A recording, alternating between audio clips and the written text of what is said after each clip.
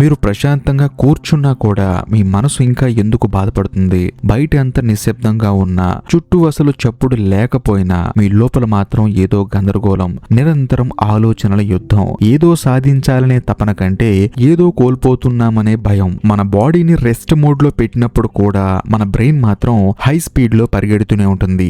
అసలు ఈ mental noise అంటే ఏంటో తెలుసా?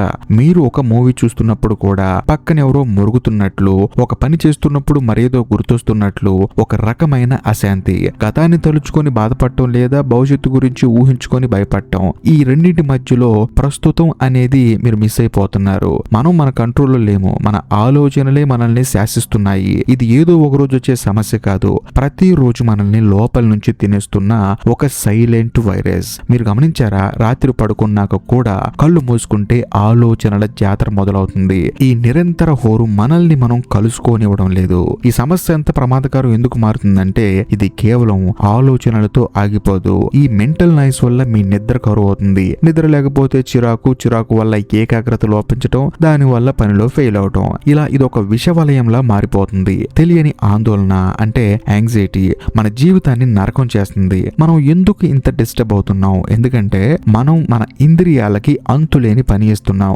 పొద్దున్న లేవగానే ఫోన్ నోటిఫికేషన్స్, పనికిరాని రీల్స్, ఎవరో ఎక్కడో వేసిన ఫోటోస్, మనకి సంబంధం లేని వార్తలు, ఇవన్నీ మన మెదడులోకి చెత్తలా పేరుకుపోతున్నాయి. మన మనసు ఒక స్పాంజ్ లాంటిది. చుట్టూ ఉన్న ప్రతి నెగిటివిటీని అది పీల్చేసుకుంటుంది. అందుకే మీరు ఖాళీగా ఉన్నప్పుడు ఆ పీల్చుకున్న చెత్త అంతా బయటికి రావాలని అరుస్తూ ఉంటుంది. మనం వస్తువులకి, వ్యక్తులకి, సోషల్ మీడియాకి ఎంతగా బానిసమైపోయామంటే ఒక్క నిమిషం మనతో మనం ఉండలేకపోతున్నాం. ఈ డిస్ట్రాక్షన్ మన అసలైన శత్రువు. మనసు ఎప్పుడు ఏదో ఒక స్టిమ్యులేషన్ కోరుకుంటుంది. అది దొరకనప్పుడు అశాంతికి లోనవుతుంది. దీనికి ఒకటే మార్గం, ఇంద్రియ నిగ్రహం. ఇది వినడానికి పాతకాలం మాటలుండొచ్చు, కానీ ఇది అల్టిమేట్ సొల్యూషన్. మన కళ్ళు, చెవులు, నోరు ఇవే మన మనసులోకి సమాచారాన్ని తీసుకెళ్లే దారులు. వీటిని మనం కంట్రోల్ చేయాలి. బయట వస్తువులను చూసి టెంప్ట్ అవడం, వ్యక్తుల గురించి అనవసరంగా చర్చించడం, ప్రతి దానికి రియాక్ట్ అవడం తగ్గించాలి. మీరు ఎంత తక్కువగా బయట ప్రపంచంతో డిస్కనెక్ట్ అవుతారో అంత ఎక్కువగా మీ లోపల ప్రపంచంతో కనెక్ట్ అవుతారు.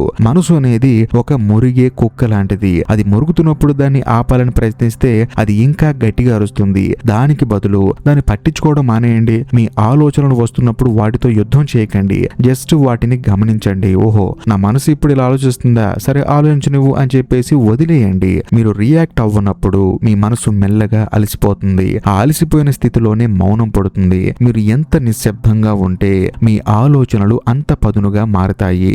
రియాక్ట్ మోడ్ ని అబ్జర్వేషన్ మోడ్ లోకి మారడమే అసలైన విజయం. ఇప్పుడు ఈ మార్పుకి ప్రాక్టికల్ గా మీ లైఫ్ లో ఎలా అప్లై చేయాలో చూద్దాం. రోజుకి కనీసం 15 నిమిషాలు మీకోసం మీరు కేటాయించుకోండి. ఈ 15 నిమిషాలు మీ దగ్గర ఫోన్ ఉండకూడదు, ఎవరితోనూ మాట్లాడకూడదు, కనీసం పుస్తకం కూడా చదవకూడదు. కేవలం ప్రశాంతంగా కూర్చొని మీ శ్వాసను గమనించండి. శ్వాస లోపలికి వెళ్ళడం, బయటికి రావడం, దీన్నే ఫోకస్ చేయండి. మధ్యలో మనసు వేరే ఎక్కడికో వెళ్తుంది, పర్లేదు, మళ్ళీ నెమ్మదిగా శ్వాస మీద తీసుకురండి. దీన్ని ఒక డిజిటల్ డీటాక్సిన్ లాగా భావించండి. వారంలో ఒక గంట అయినా అన్నిటికీ దూరంగా మౌనంగా ఉండటం ప్రాక్టీస్ చేయండి. మీరు చూసే కంటెంట్ ని ఫిల్టర్ చేయండి. మీ మనసులోకి వెళ్లే ప్రతి ఆలోచన మీ పర్మిషన్ తోనే వెళ్ళాలి. అనవసరమైన వ్యక్తులు, అనవసరమైన గొడవలకి దూరంగా ఉంటే సగం మెంటల్ నాయిస్ తగ్గుతుంది. గుర్తుంచుకోండి, ప్రపంచాన్ని గెలవడం కంటే మిమ్మల్ని మీరు గెలవటం, మీ మనసుని ప్రశాంతంగా ఉంచుకోవడం చాలా గొప్ప విషయం. ఈ క్షణం నుంచి, ఈ నిమిషం నుంచి మీ